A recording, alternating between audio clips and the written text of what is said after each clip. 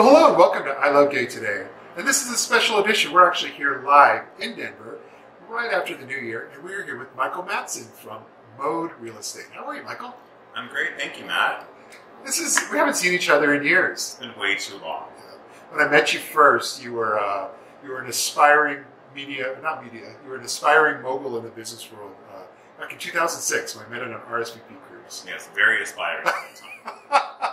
I had some success, and I definitely desired greater success. Yeah, but you were working as a realtor back then, and you were doing quite well at the time. Yeah, I was. Yeah. I was. And then we fast forward into where we're at today. But now you own your own company with a partner, and you guys are really, in some ways, knocking it out of the park here in the real estate world in Denver. I think we are. I think that's probably true. Yeah, but what do you guys? It's being kind of active here in the business community. You're very active with a lot of the real estate groups that are here. Yeah. Yes, certainly. Yeah. Which ones? We have to be, because in order for me to run my business, I have to know people. They say that it's not what you know, it's who you know, and I think that's probably true too. So I'm active in the Denver Metro Association of Realtors. There are several marketing groups. I go to not only promote my sellers' listings, but to seek opportunities for my buyers in a very, very difficult market. It's very competitive here, and I think you need to know the players in the game in order to give your clients a competitive edge. And at the end of the day, I love selling real estate. I'm certainly excited to have this business, but it comes down to customer service, and I want to deliver superior customer service and meet my clients' needs, and that's how I grow my business. Yeah, I love it. But you're also, on the LGBT front, you're also part of NAGLREP, the National Gay and Lesbian Real Estate Professionals. Yes, that's correct. That's a mouthful. It is a mouthful. That's ironic. Yeah. But are they pretty active here as well as a group? They do have a group. I'm not as involved in the local group as I am in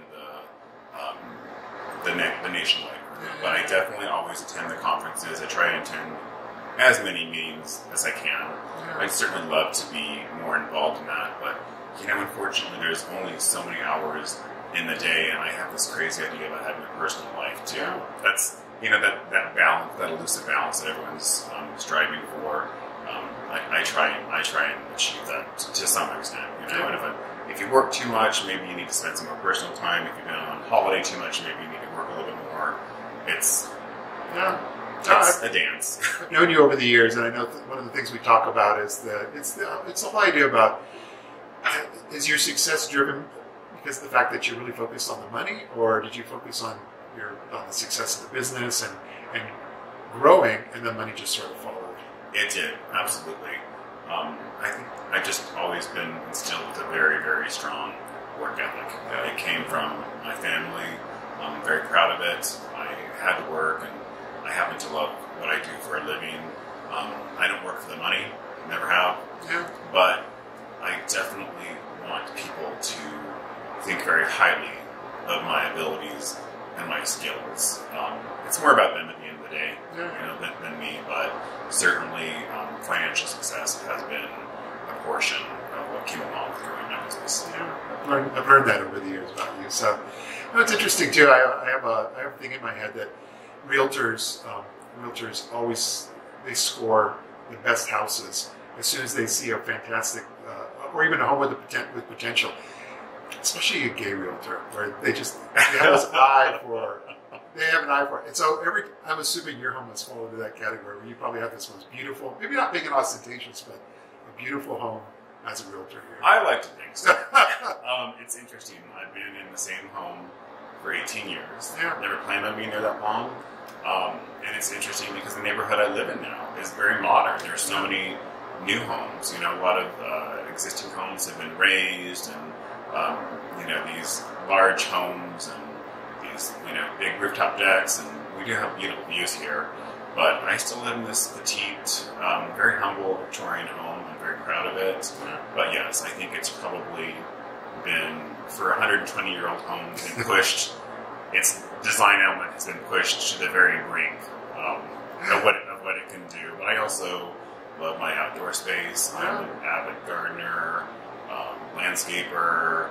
I have a golden retriever, and she's come to light in my life. So, yeah, it is. But I never fell in that trap, thank God, of the bigger, better home. And I've seen a lot of people, probably particularly gay people, fall into this trap, and that's how you go down. I know. So I want to certainly remain humble and enjoy my success, but more than anything, when I met you, I so desired more success. Yeah.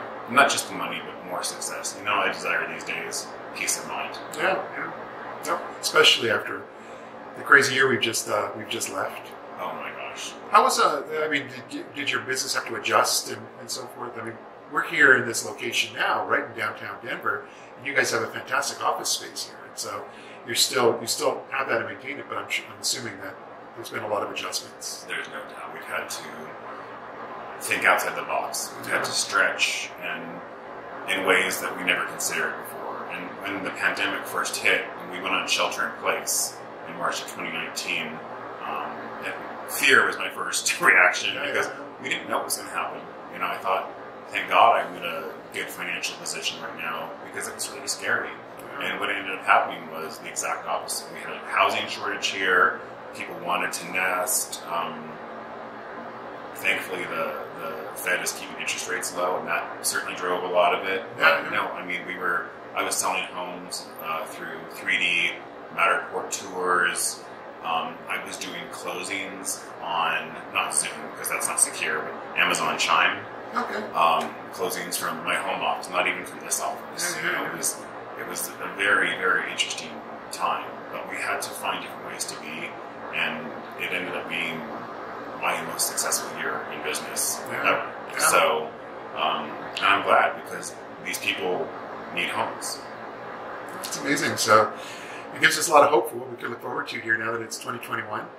I am very optimistic about the future. Someone said to me recently they were excited about the new, and I really, really considered that for a long time. And I'm very sentimental. I'm very nostalgic, but I am excited about the new. 2021, I just feel is going to bring so many great changes for so many people, be it that they had a good year last year, be it that they had a tough year last year. I'm optimistic that they're going to have a lot of good things coming to their worldview this year. I often think the key word that I'm always thinking is hope. We have hope that things can get better now. So, hope. I live on it. Exactly.